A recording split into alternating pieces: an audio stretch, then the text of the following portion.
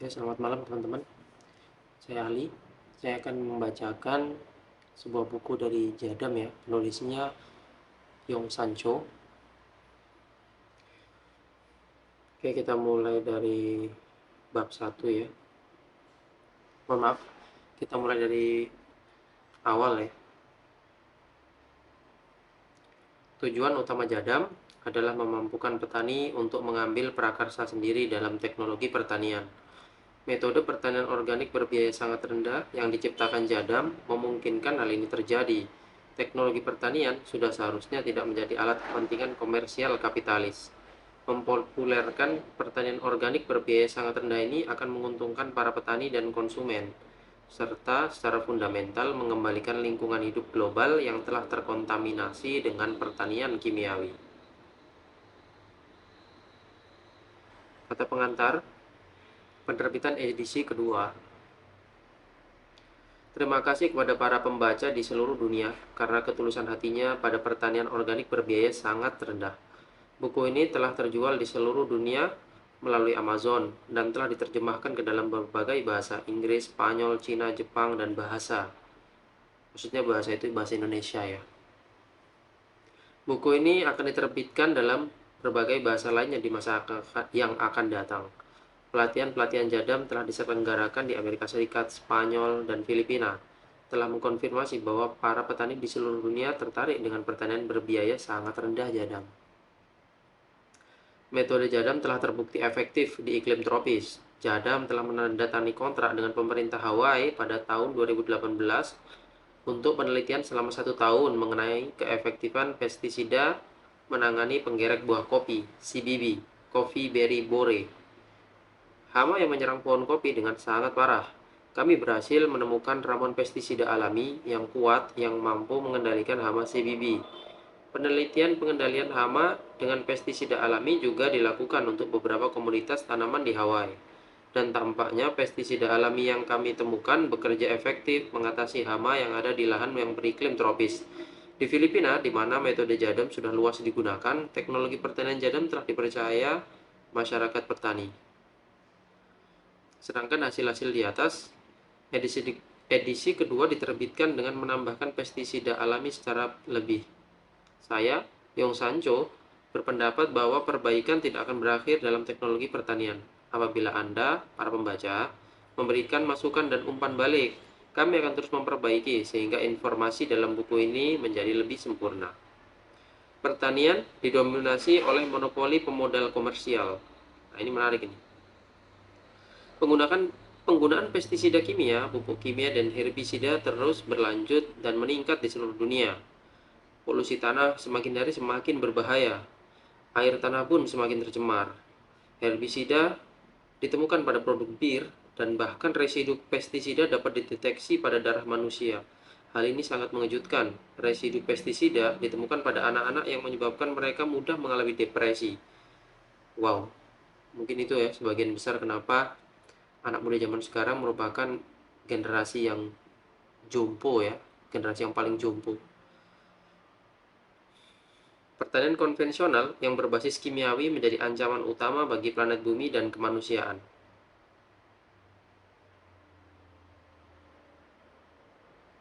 Di sisi lain, kasus bunuh diri para petani di seluruh dunia semakin meningkat. Petani yang membunuh diri menjadi masalah sosial yang berat di India dan negara maju lainnya seperti Inggris dan Amerika Serikat. Penyebab utama dari bunuh diri ini adalah kebangkrutan ekonomi. Pertanian saat ini menjadi pekerjaan yang hampir punah dengan cepat di seluruh dunia. Saya sangat peduli mengenai masalah fundamental yang mempercepat aliran kenestapaan ini. Saya telah bekerja beberapa dasawarsa untuk mencari alternatif mengatasi fenomena ini. Pertanian di seluruh dunia, sebagaimana diketahui orang banyak, dikuasai oleh monopoli pemodal komersial. Hanya segelintir perusahaan yang menguasai pestisida kimia, benih, pangan, teknologi, dan mesin-mesin pertanian. Perusahaan pestisida kimia fokus pada penciptaan teknologi dan terus mengembangkan teknologi yang menggunakan racun pestisida lebih kuat dan menggunakan lebih banyak pupuk. Sementara pabrik mesin-mesin pertanian memproduksi teknologi yang lebih banyak menggunakan mesin. Teknologi pertanian modern bukanlah teknologi murni yang mengabdi pada hasil ilmu pengetahuan secara objektif. Teknologi ini telah mengabdikan diri pada keuntungan perusahaan-perusahaan pertanian. Teknologi pertanian telah nyata-nyata dimanipulasi untuk profit korporasi. Seiring berkembangnya pertanian yang semakin kompleks dan canggih, telah mendorong para petani semakin kehilangan prakarsa teknologi sendiri, dan pertanian menjadi semakin mahal.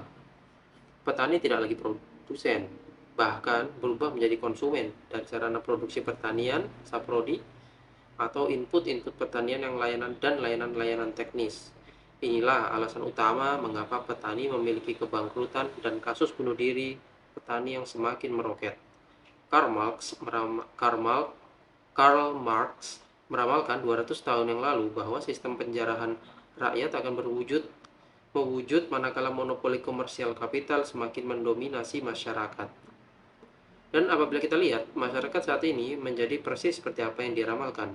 Beberapa perusahaan telah mendominasi sektor pertanian dan bahkan di seluruh industri.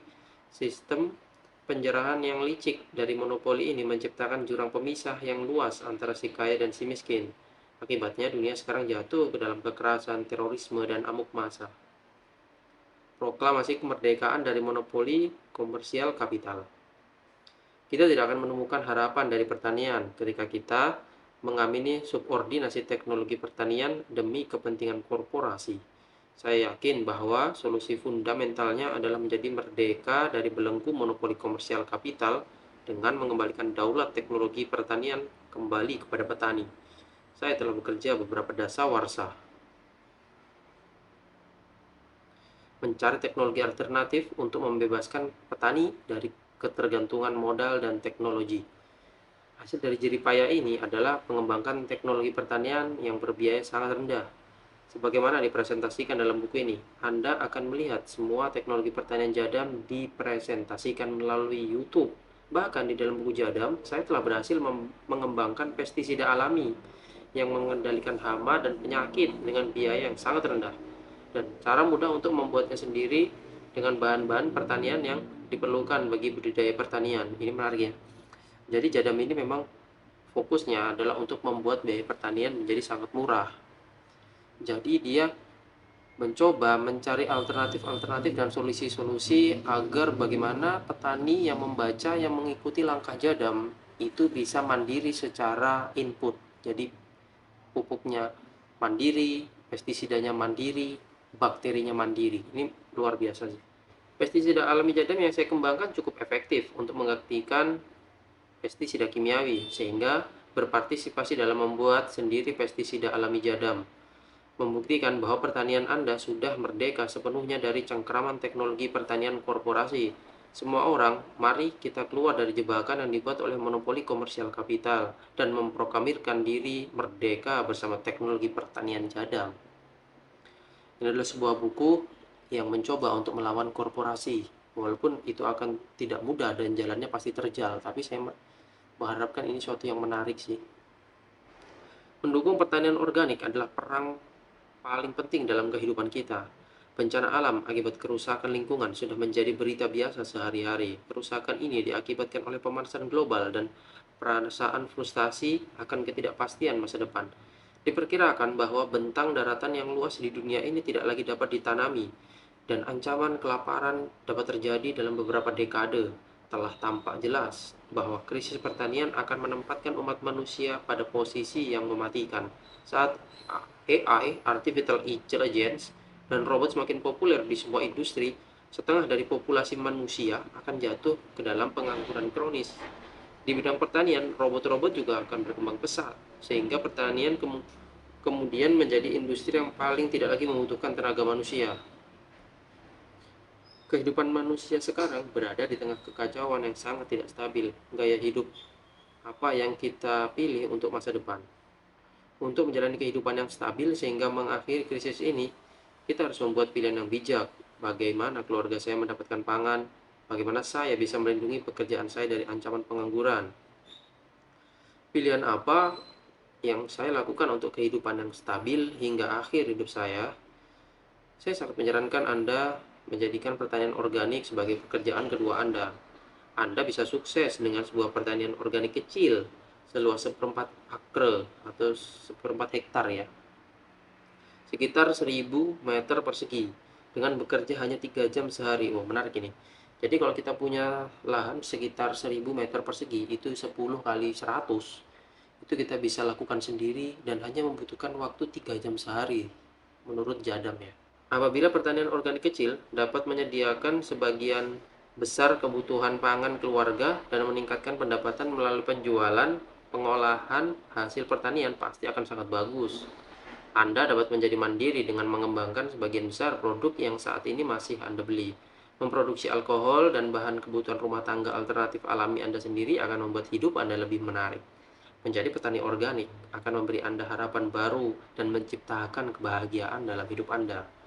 Apakah ada pekerjaan lain yang lebih baik daripada hidup dengan Anda dan bahagia sampai akhir hidup selain di pertanian? Belajar dari Jadam, sebuah metode organik yang dapat dilakukan oleh siapa saja dengan mudah.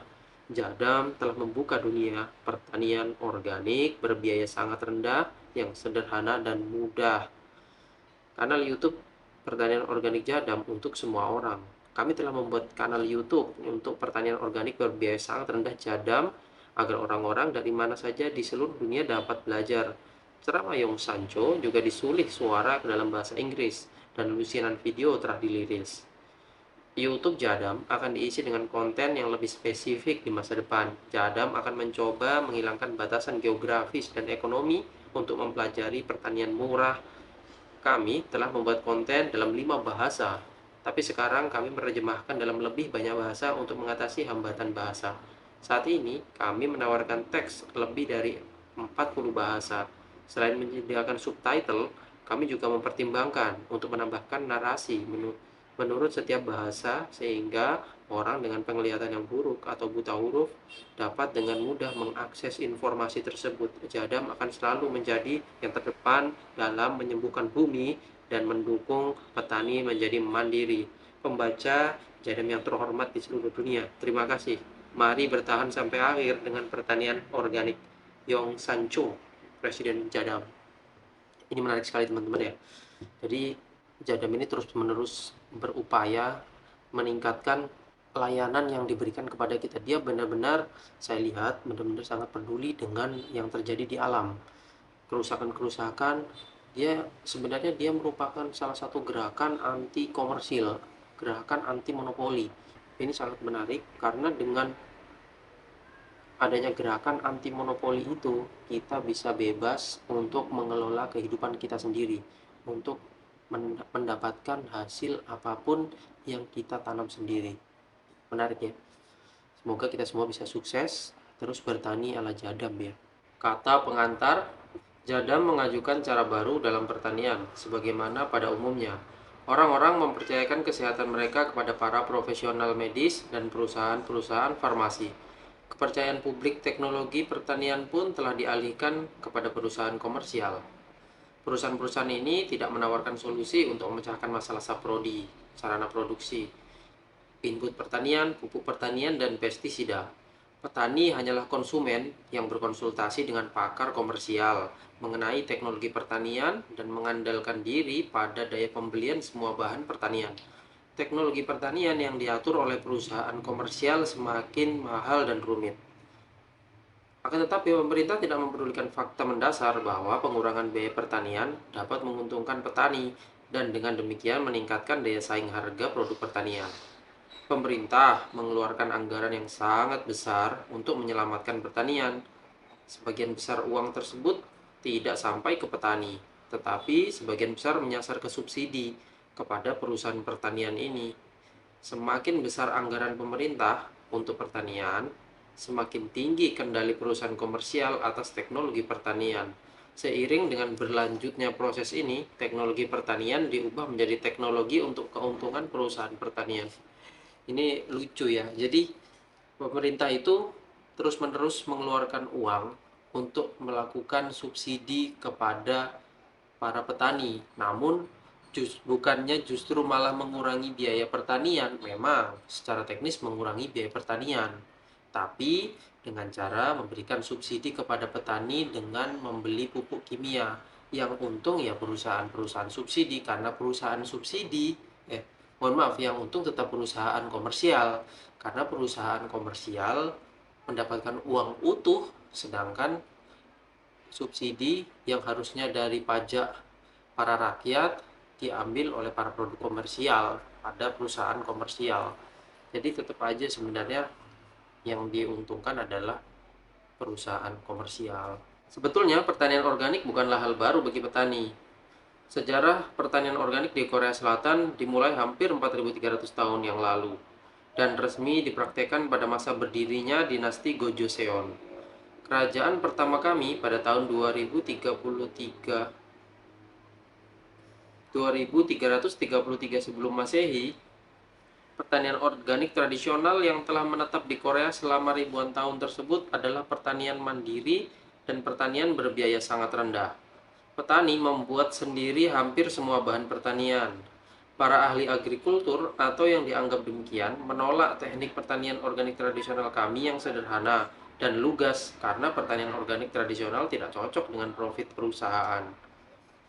Pertanian organik baru yang muncul sebagai alternatif dari pertanian konvensional telah sepenuhnya berubah sebagaimana pertanian konvensional yang ada di bawah kendali modal komersial.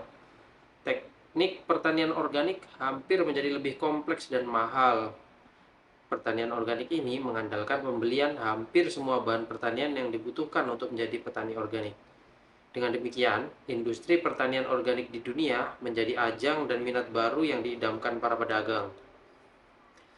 Melihat dari fakta pertanian organik yang baru-baru ini, kan kita mengenal dengan yang namanya hidroponik, terus guyur ponik dan macam-macam yang ponik-ponik itulah ya. Itu kan salah satu jenis pertanian organik. Namun pertanian organik yang mana para pemodal komersial, para pengecer, para pedagang itu masih tetap bisa berdagang. Kalau pertanian organik sesungguhnya yang seperti yang dilakukan oleh nenek moyang kita, yaitu bertani di alam, di tanah, itu nggak akan ada sesuatu apapun dari mereka, para pengecer, penjual pupuk, dan modal komersial untuk menjual apapun. Tentu mereka akan mati, itulah yang nggak disukai oleh mereka. Gerakan pertanian organik yang hanya mengiklankan perlunya pertanian organik untuk menyelamatkan lingkungan global dan manusia tanpa adanya solusi alternatif menjadi tidak ada artinya. Secara realistis, kampanye gerakan atau metode pertanian organik tanpa konsep dan tanpa keadilan tidak akan pernah populer dan menarik petani, karena tanpa keuntungan berupa kemudahan, biaya lebih rendah, dan hasil yang lebih tinggi. Saya yakin bahwa pertanian organik harus benar-benar dibangun menjadi teknologi yang kokoh, baik untuk pertanian. Saya yakin bahwa pertanian organik harus benar-benar dibangun menjadi teknologi yang kokoh, baik untuk pertanian dan untuk petani. Teknologi pertanian harusnya tidak menjadi sarana untuk akumulasi keuntungan perusahaan, sebagaimana pertanian konvensional. Saya telah melakukan penelitian puluhan tahun untuk menjadikan pertanian organik menjadi pertanian berbiaya sangat rendah. Menyelesaikan solusi untuk pengendalian hama, di mana merupakan tantangan paling sulit secara teknis. Berdasarkan pertimbangan inilah saya menerbitkan buku Pertanian Organik Jadam. Dalam buku ini kita akan belajar betapa mudahnya membuat dan menggunakan input pertanian yang diperlukan dalam pertanian organik. Buku ini memuat semua informasi mengenai input pertanian organik, termasuk manajemen tanah, pupuk, pengembangbiakan mikroba, membuat pupuk cair, dan pestisida alami. Pestisida alami yang telah kami kembangkan sangatlah berbeda dengan teknologi yang ada dan telah tersedia di masyarakat. Pestisida ini memiliki efek yang cukup kuat untuk mengendalikan pestisida ini memiliki efek yang cukup kuat untuk menggantikan pestisida kimia, namun aman bagi kesehatan manusia karena berdasarkan aturan standar organik yang dikeluarkan USDA, Departemen Pertanian Amerika Serikat. Saya telah merancang teknologi dalam manufaktur pestisida alami seiring Anda membaca buku ini. Sampai sekarang, buku-buku pertanian organik dari seluruh dunia memiliki kekurangan dalam teknologi pengendalian hama. Buku ini mengungkapkan inovasi baru pertanian organik berupa teknologi pengendalian hama. Apabila petani bisa mempraktikkan teknologi pembuatan pestisida alami dan menggantikan pestisida kimia, mereka dapat mengambil prakarsa teknologi pertanian tersebut kembali lagi. Teknologi pertanian ini sepenuhnya dibebaskan dari subordinasi modal komersil. Saya ingin menjadi inovator pertanian baik di dalam negeri dan di dunia melalui pertanian ultra murah jadam. Mari bergabung bersama saya dalam paradigma baru pertanian berbiaya amat sangat rendah. Dan mari menuatkan diri merdeka dari teknologi korporasi komersial yang merusak alam, petani, dan konsumen. Perjalanan hidup saya telah mengalami pengalaman hampir mati. Sebelum saya lulus dari bangku sekolah, saya hampir mati tenggelam. Seluruh tubuh saya lumpuh. Semua bagian kulit saya terkelupas karena demam yang sangat lama.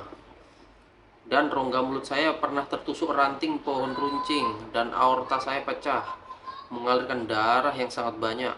Ketika saya belajar di universitas, saya mengabdikan diri pada pasukan khusus 706 dalam militer Korea Selatan. Di sana, saya bisa merasakan perbedaan tipis antara hidup dan mati. Seiring dengan pelatihan intensif khusus yang saya lewati, saya melihat banyak sekali kecelakaan dan di antaranya saya pernah mengalami kecelakaan dengan kendaraan berguling-guling. Jadi, saya hidup dengan kesadaran bahwa kematian pada dasarnya sangat dekat. Persepsi saya akan kematian membantu saya membangun sebuah keluarga yang bahagia, yang membantu saya mengembangkan sebuah budaya organisasi yang otonom dan nyaman. Dan saya tampaknya harus aktif berbagi ketimbang mengklaim hak eksklusif saya akan pengetahuan yang saya miliki. Saya menemukan beberapa teknologi kritikal dalam pestisida alami. Semua teknik saya buka tanpa saya patenkan. Saya bisa saja meraup keuntungan yang saya bisa saja meraup keuntungan dan menjadi kaya dengan paten, tapi saya menyerahkan pada kemuliaan yang lebih besar. Dua guru besar yang sangat mempengaruhi keputusan saya, kedua guru tersebut adalah Yesus Kristus dan Karl Marx. Saya mencintai kedua tokoh besar ini. Selama bertahun-tahun saya mempelajari Alkitab, dan bertahun-tahun pula saya membaca ulang biografi Marx dan bukunya, Capital. Kedua tokoh ini sepertinya tidak berkaitan, tapi mereka telah bertemu dalam harmoni yang sempurna dalam pikiran saya karena kecintaan keduanya pada kemanusiaan. Yesus berkata, "Percayalah kepadaku, hai perempuan, saatnya akan tiba. Bagaimana kamu akan menyembah Bapa bukan di gunung ini dan bukan pula di Yerusalem." Yohanes 4:21. Yesus menolak kekuatan gereja yang dimonopoli dan memproklamirkan kemerdekaan iman. Spirit Yesus ini datang kepadaku dengan sentuhan tak terbatas.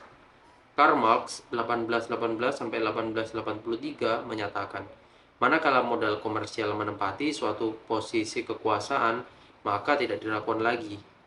Dimanapun ia akan membentuk sebuah sistem penjarahan. Karl Marx telah meramalkan kebangkrutan tragis modal monopoli komersial 200 tahun Karl Marx telah meramalkan kebangkrutan tragis modal monopoli komersial 200 tahun yang lalu. Sebagaimana prediksi Karl Marx, semua dunia industri telah didominasi oleh hanya segelintir kapital monopolis komersial. Sayangnya tidak ada pengecualian termasuk sektor kesehatan dan pertanian yang berperan melayani kepentingan publik.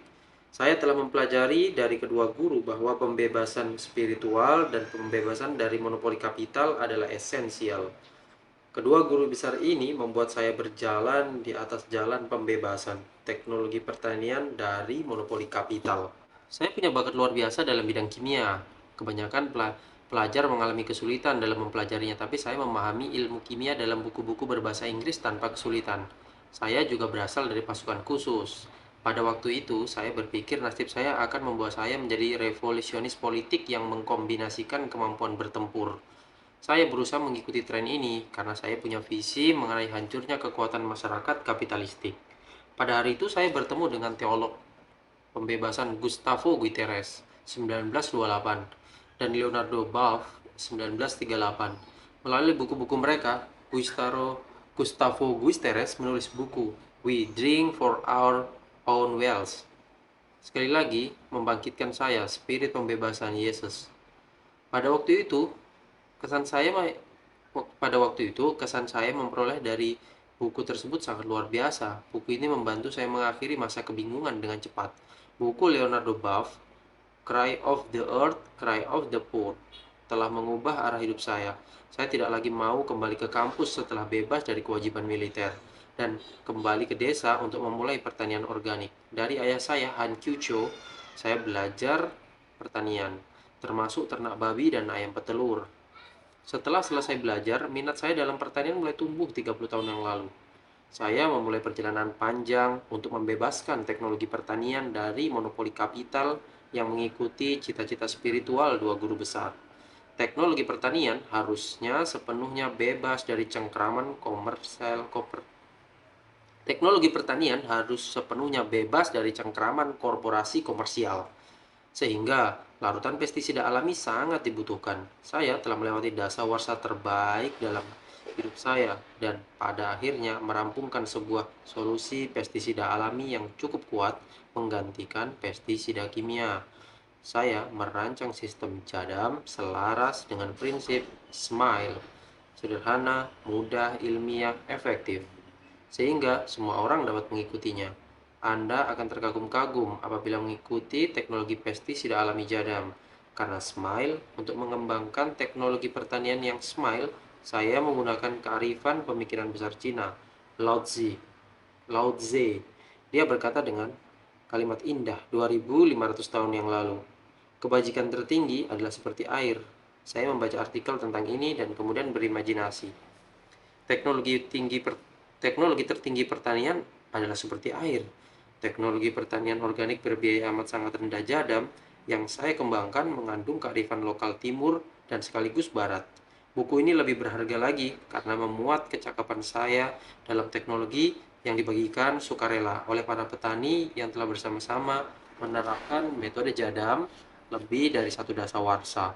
Saya benar-benar berterima kasih kepada para petani hebat yang berkenan berbagi teknologi dengan saya. Pencarian saya akan pertanian berbiaya amat sangat rendah menjadikan organisasi jadam tertantang secara finansial. Untungnya lebih dari 2.100 download mengapresiasi nilai-nilai jadam dan memberikan dukungan setiap bulan. Tanpa bantuan donor-donor ini, mungkin jadam akan hilang. Saya ingin mengaturkan terima kasih dengan tulus dari lubuk hati saya kepada para pendonor dan supporter. Terima kasih banyak. Korean Natural Farming adalah sebuah pencapaian teknologi yang dibangun ayah saya, Han Kyu-cho, Presiden CGNF, sepanjang hidupnya. Berdasarkan pertanian alami, saya membuat pertanian berbiaya sangat rendah menjadi mungkin. Apabila tidak ada pertanian alami ayah saya, mungkin jadam berbiaya amat sangat rendah menjadi tidak ada. Saya berterima kasih kepada Dai Hong Chai, mantan presiden Sucheon Agricultural Corporation, yang memberikan saya nasihat jelas bagaimana menggali kearifan Dongyong Choi, presiden dari Korean Federation of Sustainable Agricultural Organization. Kebanyakan bahan pertanian yang dibuat dengan metode jadam mengandung sebuah tabel komposisi kimiawi. Saya berterima kasih kepada Dr. Hyung Jin Ji dari Korean Rural Development Administration karena telah membantu dalam menganalisis ini. Apresiasi saya juga kepada keluarga jadam saya yang mendampingi saya terlepas dari cobaan berat yang dihadapi.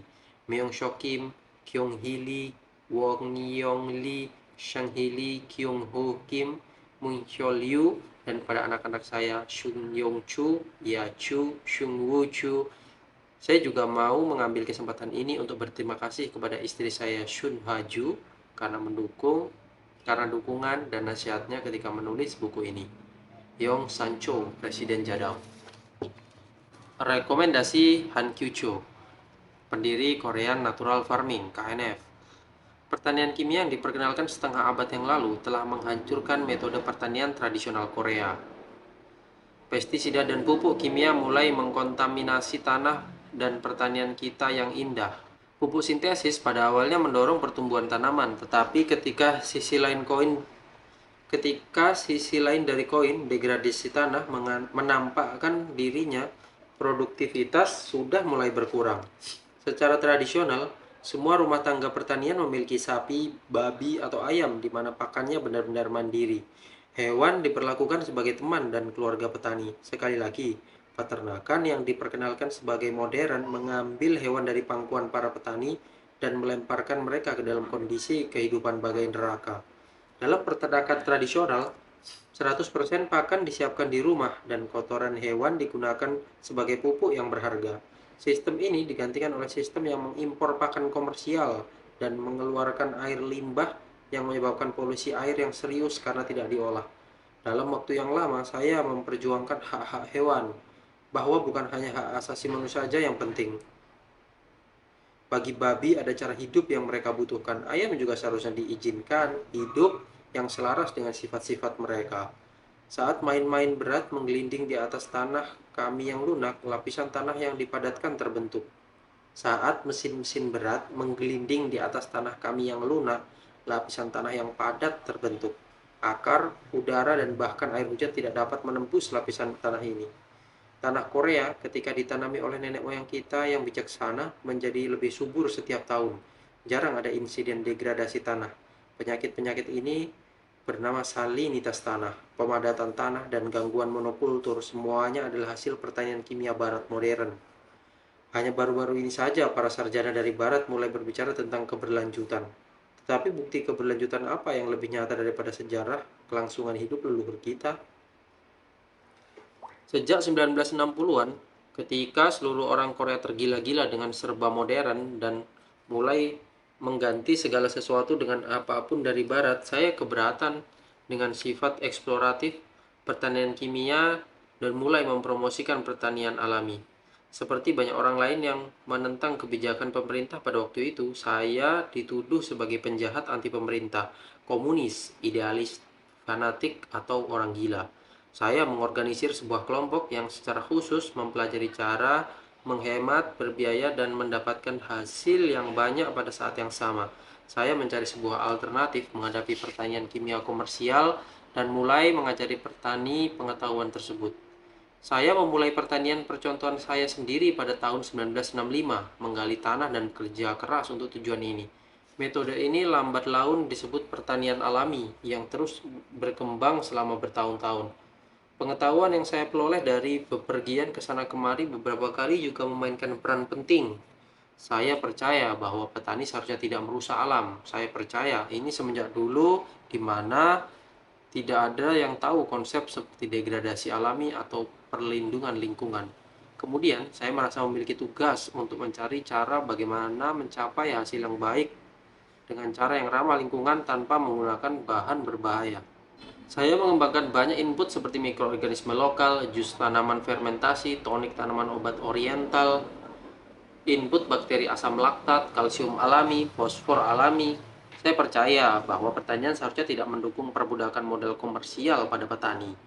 Saya pernah bertanya, bagaimana petani bisa menjadi lebih dari sekedar konsumen? Bagaimana petani bisa bertani tanpa membutuhkan modal? Bagaimana para petani dapat membuat input saprodi yang efektif dengan bahan yang murah dan mudah didapat? Hidup saya Hidup saya sepenuhnya berbakti untuk menjawab pertanyaan-pertanyaan tersebut. Itulah semangat bertani alami. Sekarang, dengan senang hati saya melihat spirit yang sama diwarisi dan dikembangkan oleh Yong Sancho dari Jadam. Yong Sancho, putra saya, telah lama bekerja dengan saya dan memahami tulang sumsum pertanian alami. Setelah belajar kimia di universitas, ia memilih kehidupan di tanah, menumbuhkan tanaman dan memelihara ternak sendiri serta melatih dirinya menjadi ahli dalam teori dan praktik. Saya ingin mengungkapkan kebanggaan saya. Saya yang mungkin sudah ketinggalan zaman mengaturkan terima kasih dan rasa hormat kepada putra saya pada saat bahkan orang-orang progresif tidak memahami nilai ekologi atau pertanian. Ia dengan berani melompat ke pedesaan, ke petani. Yong Sancho mendirikan Jadam pada tahun 1991 dan telah berhasil memimpin organisasi ini selama lebih dari 30 tahun, di mana anggotanya sekarang berjumlah hampir 70.000. Jadam terus berinteraksi dengan para petani anggota melalui internet,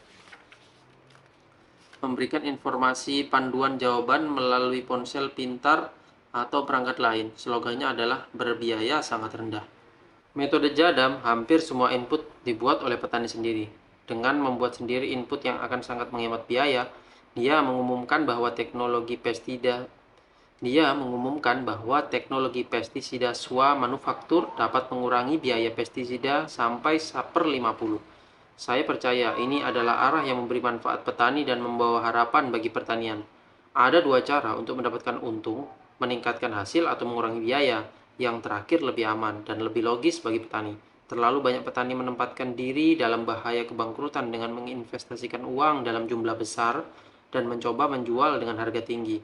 Pertanian organik Jadam sama seperti pertanian alami yang saya perjuangkan, ramah bagi planet ini, memberdayakan para petani dan berbiaya sangat rendah. Hal lain yang sangat penting adalah cara ini berhasil. Hasil dan kualitasnya tidak kalah dengan pertanian konvensional. Setiap pertanian yang pada awalnya harus ekonomis agar dapat menyebar ke seluruh dunia. Jadam telah mewarisi dan mengembangkan pertanian alami secara khusus. Jadam berbagi semangat fundamental ramah lingkungan, memperdayakan petani dan sangat hemat. Meskipun pertanian alami memberikan dasar, Yong Sancho telah jauh melampaui itu. Kreativitas dan ketekunannya sangat memajukan sistem pertanian, dan dia telah mengumpulkan pengetahuan kolektif para petani dari semua daerah. Bahwa dia, putra saya, telah mengelola sistem pertanian yang berjalan dengan ayahnya bahkan mengambil satu langkah lebih maju, dan bahwa ia akan memasukkan ke dalam sebuah buku yang diterjemahkan ke dalam banyak bahasa adalah keyakinan adalah kekayaan hidup saya juga. Saya sangat bangga. Saya berdoa untuk keberhasilan tidak hanya anak saya tapi semua orang yang datang bersamanya dalam semangat pertanian alami dan Jadam. Buku ini, di mana saya menulis rekomendasinya, adalah hasil dari studi dan eksperimen keras Yong Sancho selama lebih dari 30 tahun. Ini adalah puncak dari pencarian akan pertanian organik yang berhasil. Dan pandangan, pengalaman, dan pembelajaran saya sendiri. Di dunia ini tidak ada sistem yang seperti pertanian organik Jadam. Saya memperkirakan bahwa pembuatan zat pembasah, surfaktan, dan pestisida rumah dengan zat-zat yang diizinkan secara organik akan menjadi sensasi global. Buku ini telah diterbitkan berkali-kali untuk memberikan panduan bagi para petani tentang bidang dan gagasan mereka, dan telah teruji oleh waktu. Saya mengucapkan selamat kepada Jadam, karena sekarang menikmati banyak undangan dari luar negeri dan sedang diterjemahkan ke dalam banyak bahasa yang berbeda. Buku ini tidak hanya menjelaskan aspek teknis yang memungkinkan pertanian organik berbiaya sangat rendah, tetapi juga memberikan wawasan mendalam tentang bagaimana memahami alam, pertanian, dan petani. Saya meminta para pembaca untuk tetap dekat, membaca berulang kali sehingga mereka dapat memiliki pengalaman pembukaan mata mereka secara tiba-tiba dalam keterampilan dan semangat. Saya telah menulis kata pengantar untuk buku saya sendiri pada tahun 1995. Setelah 20 tahun saya menulis satu untuk anak saya, seperti itulah. Hidup begitu indah. Sekarang 85 tahun yang panjang telah berlalu dan saya setelah menyelesaikan begitu banyak perjalanan kembali duduk di meja saya untuk melihat kembali betapa singkatnya kehidupan yang telah ada. Penderitaan yang lama sekarang bersinar seperti mutiara, seperti tetesan air mata. Presiden Han Kyu-cho, pendiri Korean Natural Farming (KNF). Tentang Han Kyu-cho, lahir 1935, penulis Cho Han Kyu's Natural Farming, penulis Making Natural Farming Inputs.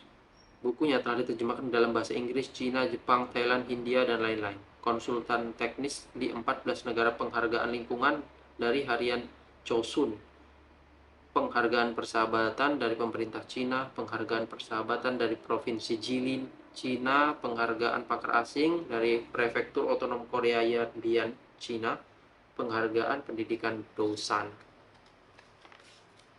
Ya, itulah pendahuluan dari buku Bertani Organik ala Jadam. Selanjutnya kita akan melanjutkan di bab 1. Ya, semoga bermanfaat. Terima kasih. Sampai jumpa. Selamat malam.